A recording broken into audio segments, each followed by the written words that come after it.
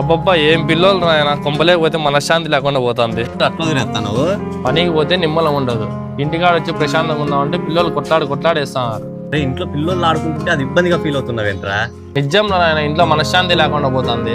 అరే పిల్లలు దైవంతో సమానం. పిల్లలు ఉన్న ఇళ్లలో ఎప్పుడు సందడిగానే ఉంటుందిరా. నీకు తెలుదురా స్వామి, కొంపలంతా రచ్చరచ్చగా ఉంటది. ఎంతో మంది ఇళ్లలో పిల్లలు లేక చాలా బాధపడుతున్నారు. నువ్వు చూస్తే ఇంట్లో పిల్లలు అల్లరి చేస్తున్నారని విసిగించుకుంటున్నావు. అసలు పిల్లల సందడి లేకపోతే ఇల్లు ఎంత నిశ్శబ్దంగా ఉంటుందో ఆ నిశ్శబ్దాన్ని తట్టుకోలేవు. ఏ బ్రో ఫ్రీ ఫైర్ ఆడదామా?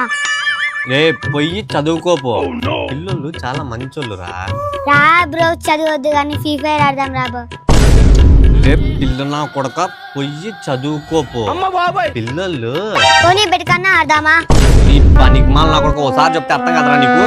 రా బ్రో ఆడదాము. నీ పిల్ల నాకుంటా నీకు ఒకసారి చెప్తే అర్థమే కాదు. చూసివా పిల్లలతో ఎట్లుంటాదో.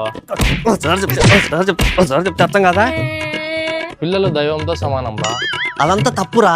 ఈ నా కొడుకు రాక్షస జాతి చెందిన నా కొడుకు. ఆ చెల్లి